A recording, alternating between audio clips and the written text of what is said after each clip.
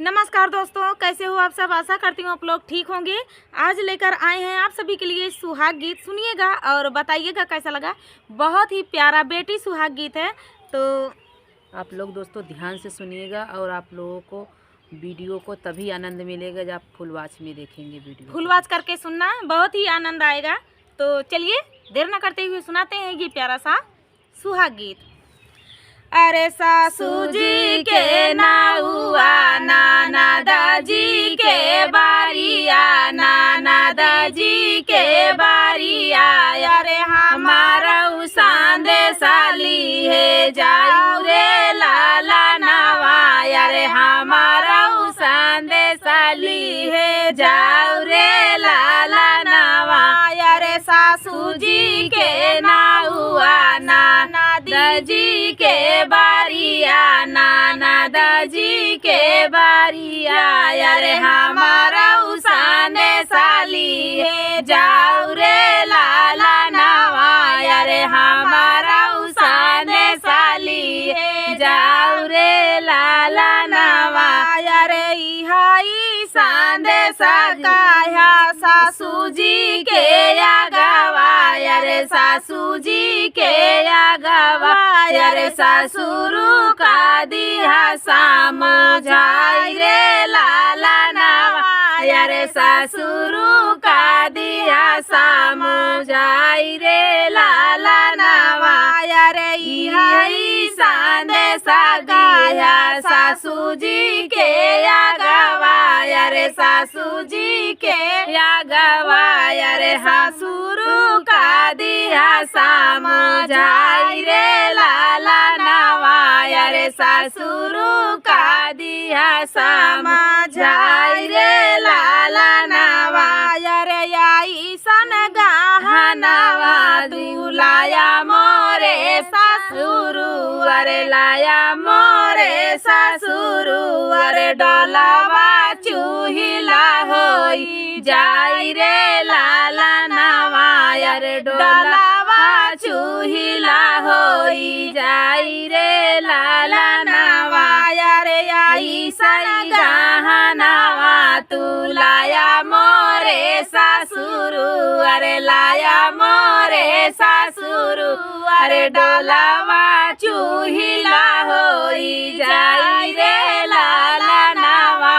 अरे डोलावा चूहिला होई जाई रे लाला नवा।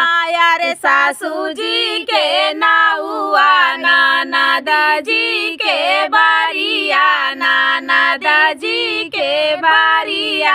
अरे हमारा सांदे साली है जाऊ रे लाला नवा। अरे हमारा सांदे साली है जाऊ रे लाला नवा। अरे इहाई सांदे सकाया जेठनी जी के आगवा। जेठानी जी के आगवा। अरे जेठावा का दिया समझाई रे लाला नवा। अरे जेठावा का दिया समझाई रे लाला नवा। अरे इहाई सांदे सगाया जेठनी जी के आगवा। जेठानी जी के आगवा। अरे जेठावा का दिया समझाई रे लाला नवा। अरे जेठावा का दिया समझाई रे लाला नवा। ऐसाना चूड़िया दुलाया मोरे जेठावा। अरे लाया मोरे जेठावा।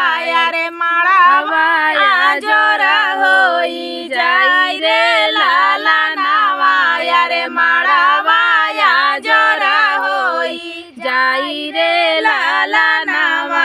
अरे सासू जी के नाउआ नाना दाजी के बारिया, नाना दाजी के बारिया। अरे हमारा सांदे साली है जाऊ रे लाला नवा। अरे हमारा सांदे साली है जाऊ रे लाला नवा।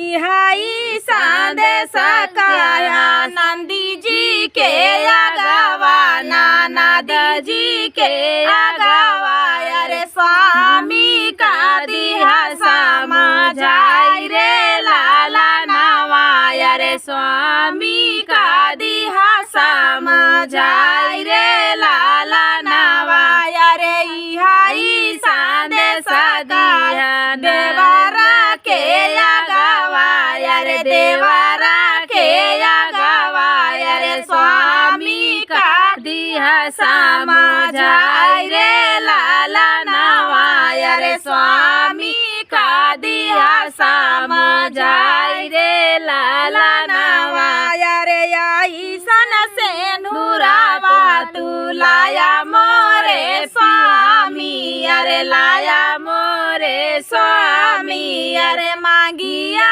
लगाई चाटा कोर रे लाला नवाया रे मांगिया लगाई चाटा कोर रे लाला नवाया रे सासू जी के नायुआ नाना दाजी के बारिया नाना दाजी के बारिया अरे हमारा संदेशाली है जाऊ रे लाला नवाया रे हमारा संदेशाली है जाऊ रे लाला नवा।